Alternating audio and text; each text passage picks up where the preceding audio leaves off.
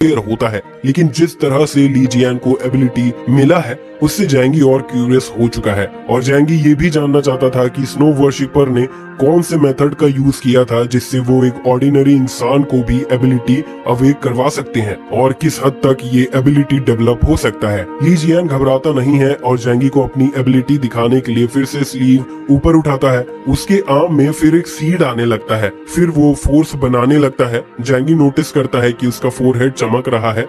अगले ही पल उसके आर्म से एक छोटा सा सीडलिंग निकल जाता है। सीड के पॉप होने के बाद ली जियान का चेहरा और भी पेल हो जाता है। जैंगी उसे रुकने कहता है, बस करो, अब मैं समझ गया ये कैसे काम करता है। जैंगी बहुत हैरान हो जाता है और कहता है, आखिर ये कैसा एबिलिटी है? ये बस एक इंसान के फ्लैश और ब्लड का यूज करके प्लांट इरिगेट करने के लिए है। ये बहुत ही ज्यादा खराब एबिलिटी है। ये आर्टिफिशियली एनहांस म्यूटेंट से भी बहुत ज्यादा खराब है। तभी ली जियान तुरंत प्रोफेसर गो को बुलाता है और उसे प्लांट को बॉडीज में लगाने कहता है।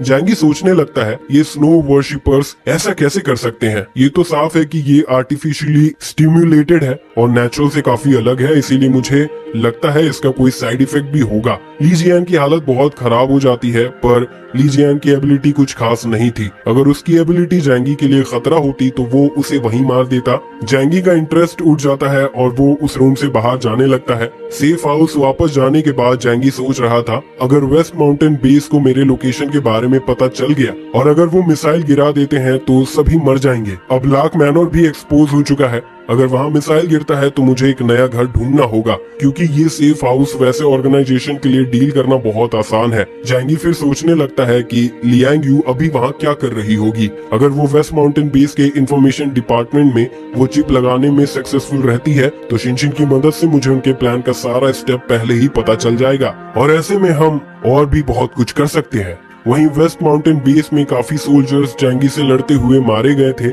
जिस वजह से बैलेंस करने के लिए वो फिर से ह्यूमन एक्सपेरिमेंट्स को बहुत जल्दी कर रहे थे और इन लोगों को शू फैमिली टाउन से लाया गया था। सभी गार्ड्स उन्हें डराते हुए एक्सपेरिमेंट लैब की तरफ ले जा रहे थे। तभी एक विलेजर गुस्सा होकर कहता है, हारे तुम लोग हो तो हमें सजा क्यों मिल रही है?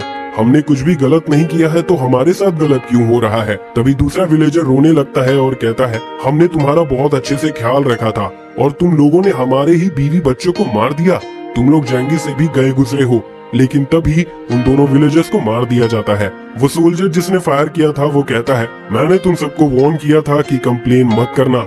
अगर हमारे ऑर्डर्स फॉलो नहीं करते हो तो अंजाम यही होगा। हमारे बेस ने तुम्हारे दुश्मन से लड़ने के लिए सोल्जर्स भेजे थे, अब वो मारे गए हैं तो उनकी जगह तुम लोगों को ही लेनी पड़ेगी। तुम्हें ये मानना होगा और एक्सपेरिमेंट के लिए जाना होगा। तुम जिंदा बच जाओगे और तुम्हें एबिलिटीज भी मिल जाएगी और फिर तुम इस बेस में अच्छे से रह पाओगे। या तो तुम अभी मर जाओ या फिर एक्सपेरिमेंट का हिस्सा बनो। तुम्हें क्या फैसला करना है ये मैं तुम्हें नहीं बताने वाला हूँ। वहीं लियांग यू ये सब देख रही थी और सोचती है, शायद सभी लोग मर जाएंगे और फिर उनके बॉडीज को प्रोटीन सोल्यूशन बना दिया जाएगा और फिर फोर्थ लाइफ पॉड के लोगों को खाना मिलेगा।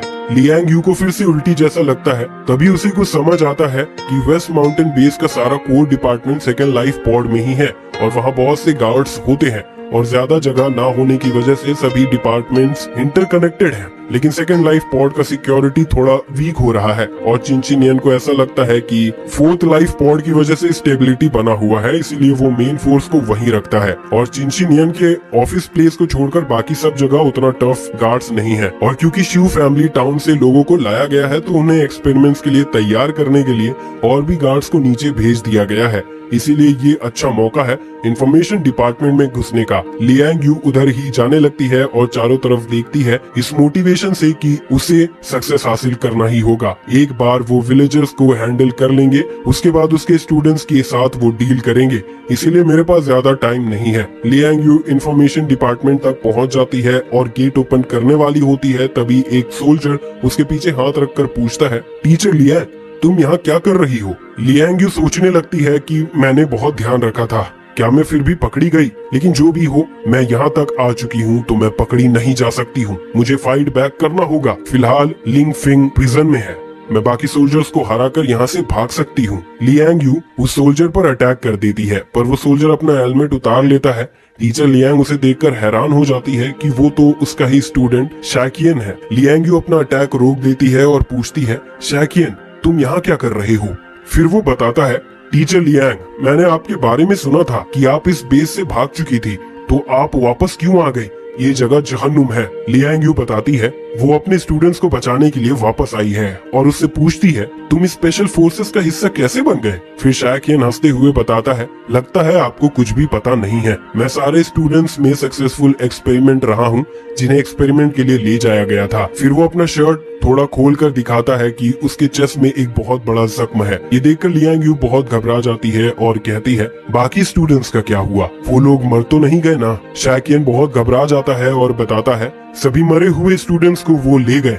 लियांग यू जानती थी ऐसा होना ही था और वो बहुत दुखी हो जाती है। फिर वो अपने स्टूडेंट को एक सेफ प्लेस में चलने कहती है। शायक्यून भी ज्यादा घबराता नहीं है और उसके साथ चला जाता है क्योंकि अपोकलिप्स के बाद उसने काफी कुछ झेला था और अब सिर्फ वो लियांग यू पर ही भरोसा कर सकता था। और अगर टीचर लियांग नहीं होती तो वो एंजल स्काई एकेडमी में ही मर गया होता और अब वो एक म्यूटेंट बन चुका है। वो सर्विलियंस से बचते हुए एक कॉर्नर में जाते हैं जहाँ सैकियन बताता है यहाँ सब लोग शैतान हैं। ये हमें इंसान के जैसे ट्रीट नहीं करते हैं, ये हमें बस एक्सपेरिमेंट के लिए यूज कर रहे हैं। मैं आपको बता भी नहीं सकता हूँ मैंने लैब में क्या क्या सहा है। और ये याद करते हुए शैकियन बहुत डर भी जाता है। वेस्ट माउंटेन बेस ने पता कर लिया था कि नॉर्मल लोगों में भी एबिलिटी अवेकन किया जा सकता है अगर वो मरने के कागार पर आ जाए तो। इसीलिए एक्सपेरिमेंट के पहले स्टेप में वो सब्जेक्ट को हर तरह का टॉर्चर देते हैं, इलेक्ट्रिक शॉक, पानी में डुबाना और नाइफ से जख्म देना और भी ऐसे बहुत से तरीके। उनका गोल बस यही होता है कि वो सब्जेक्ट को डेथ का एक्सपीरियंस करवाएं। अगर वो इसमें फेल कर जाते हैं तो इसका मतलब वो सब्जेक्ट एबिलिटी अवेक नहीं कर सकता है। फिर वो म्यूटेंट सेल इंजेक्ट करते हैं। ये कहते हुए शैकियन अपना चेस्ट कवर कर लेता है और बताता है अगर हम ये सर्वाइव कर जाते हैं तो हमें ट्रांसप्लांटर की एबिलिटी मिल सकती है, लेकिन इसकी वजह से जो बॉडी को जख्म मिलता है वो कभी ठीक नहीं हो सकता है। हम में जो सेल्स यूज किए गए वो कैप्टन लिंग फेंग का था। ये पावर्स पोस्टनल मॉडिफिकेशन से मिला है तो इसमें भी सब्जेक्ट की जान खतरे में होती है। इतना बताने के बाद सैकियन बहुत रोने लगता है। लियांग यू से गले लगा लेती है और फिर उससे पूछती है मेरे पास यहाँ से बाहर निकलने का एक रास्ता है, क्या तुम मेरा साथ दोगे? सैकियन बहुत गुस्सा हो जाता है और कहता है मैं अब यहाँ एक पल भी नहीं रुकना चाहता हूँ। अच्छा होगा हम इस जगह को भी उड़ा दे। और इसी के साथ वो दोनों साथ में काम करने का डिसाइड करते हैं। शैकियन अपनी हेलमेट लियांग यू को दे देता है ताकि कोई उसे पहचान न सके और वो इंफॉर्मेशन डिपार्टमेंट की तरफ जाते हैं। शैकियन सेकंड लाइफ पॉड का गार्डिंग इंचार्ज बन चुका था तो वहाँ के गार्ड्स को वो दूसरी जगह भेज देता है और फिर अपनी आइडेंटिटी का यूज करके डिपार्टमेंट का गेट ओपन करता है। लियांग यू जानती थी उसे जल्दी जाकर चिप को किसी कंप्यूटर में लगाना होगा। वहीं सेफ हाउस में जैंगी को फिर से चिन चिन यांग का कॉल आता है। इस बार वो आखिरी धमकी देता है, जैंगी अब मुझे तुम्हारा जवाब चाहिए। जैंगी हंसता है और कहता है मैं तुम्हारे सपने में तुम्हारे सामने सरेंडर कर सकता हूँ, यहाँ हकीकत में तुम्हें मेरे सामने सरेंडर करना चाहिए। मैं तुम्हारा ख्याल भी रख सकता हूँ। ये सुनकर चिन चिन यांग बहुत गुस्सा हो जाता है और कहता है ये सब तुम्हारी वजह से होगा, ये तुम खुद चुन रहे हो। अब तुम अपने शेल्टर के साथ राख बन जाओगे। और कॉल कट कर देता है। जैंगी को इससे खास फर्क नहीं पड़ता। वो जानता था चिन चिन यांग अपना पेशेंस खोता जा रहा है और इसका मतलब ये भी है कि उसका मिसाइल वाली धमकी सच है। जैंगी सोचने लगता है तो क्या अब मैं उस विला में कभी वापस नहीं जा पाऊंगा? जाने भी दो, मेरे पास सारे सप्लाईज हैं। जब तक मेरी फैमिली जिंदा है तब तक सब ठीक है। तभी उसके फोन में मैसेज आता है। जैंगी देखता है वो लियांग यू का मैसेज था जिसे पढ़कर वो बहुत खुश हो जाता है। लियांग यू उसे अपडेट देती है कि उसने चिप को वेस्ट माउंटेन बेस के कंप्यूटर में लगा दिया है। मैंने वो कर दिया जो तुमने कहा था जैंगी, अब तुम मेरी मदद करो मेरे स्टूडेंट्स के साथ यहाँ से भागने में। जैंगी तुरंत शिनशिन के रूम में जाता है और उसे बताता है गुड न्यूज, लियांग यू ने काम कर दिया। ये सुनकर शिनशिन भी बहुत खुश हो जाती है और कहती है अब शाइन करने का टाइम मेरा है। मैं एक टॉप हैकर हूँ और एक मिलिट्री लेवल ऑर्गेनाइजेशन को ब्रीच करना मेरे मन लायक काम है। शिनशिन अपने व्हीलचेयर पर बैठ जाती है। जैंगी उसे कंप्यूटर के पास ले जाता है। शिनशिन थोड़ी देर टाइप करती है और फिर प्राउडली जैंगी को बताती है कि मैंने वेस्ट माउंटेन बेस के नेटवर्क को हैक कर लिया। जैंगी बहुत हैरान हो जाता है क्योंकि उसे लगा था कि ऐसा करने में रात भर लग जाएगा, लेकिन ये बहुत जल्दी था तो जैंगी को भरोसा ही नहीं हो रहा था। तभी शिनशिन कहती है मैं ये काम पहले ही कर लेती, अगर वो एक आइसोलेटेड नेटवर्क का यूज नहीं करते तो मेरे लिए ये सब काम बहुत आसान है। मुझे बस उस गेट को खोलने के लिए की चाहिए था और टीचर लियांग का चिप वही काम करता है। और उस बेस के टेक्नीशियंस का भी मुझसे कोई मुकाबला नहीं है। फिर जैंगी उसके पास आकर पूछता है क्या हमारे एक्शंस वहाँ डिटेक्ट हो जाएंगे? अगर वो हमें पकड़ लेते हैं तो वो नेटवर्क्स को बंद कर देंगे, फिर हमारा सारा एफर्ट बर्बाद हो जाएगा। जैंगी को अपने इतने क्लोज देखकर शिनशिन बहुत शर्माने लगती है और फिर बताती है मैंने नेटवर्क का सबसे हाईएस्ट अथॉरिटी का कंट्रोल हासिल कर लिया है, जिसका मतलब हम वहाँ के भगवान बन चुके हैं। तो हम भगवान की तरह उनके सारे एक्शंस देख सकते हैं और उन्हें हमारे बारे में पता भी नहीं चलेगा। ये सुनकर जैंगी बहुत एक्साइटेड हो जाता है और कहता है ये तो बहुत अच्छी बात है, अब हम उनके बारे में सब कुछ पता कर सकते हैं। फिर जैंगी कहता है तुरंत स्क्रीन पर मिसाइल से रिलेटेड इंफॉर्मेशन लेकर आओ, मुझे जानना है क्या चिनशिन यन जो कह रहा है वो सच है भी या नहीं। शिनशिन ऐसा ही करती है और फिर इंफॉर्मेशन निकाल लेती है और बताने लगती है कि उनके पास मिसाइल डिप्लॉय करने का कोई अथॉरिटी नहीं है। जैंगी पूछता है ठीक है, अब ये पता करो क्या उनके पास कोई ऐसा रास्ता है जिससे वो दूसरे रीजन से मिसाइल डिप्लॉय करवा सके। शिनशिन वेस्ट माउंटेन बेस के एक्सटर्नल कम्युनिकेशन रिकॉर्ड को चेक करने लगती है और उसे एक कन्वर्सेशन भी मिल जाता है। वो चिनशिन यन का था जो रिवर साउथ डोमेन से मिसाइल रिक्वेस्ट कर रहा था और रिवर साउथ डोमेन 12 बजे मिसाइल डिप्लॉय करने के लिए मान चुका था। शिनशिन और जैंगी हैरान हो जाते हैं क्योंकि वो जानते थे कि रिवर साउथ डोमेन के पास काफी पावर्स है और एक मिसाइल उनके लिए कोई बड़ी बात नहीं थी। और वो इस बात से भी हैरान थे कि चिनशिन यन का इतना दूर तक कनेक्शन होगा। फिर जैंगी शिनशिन से कहता है चेक करो क्या उसने शेल्टर के कोऑर्डिनेट्स भेजे हैं। शिनशिन तुरंत पता कर लेती है और बताती है वो लोग अब भी अप्रूवल प्रोसेस में हैं।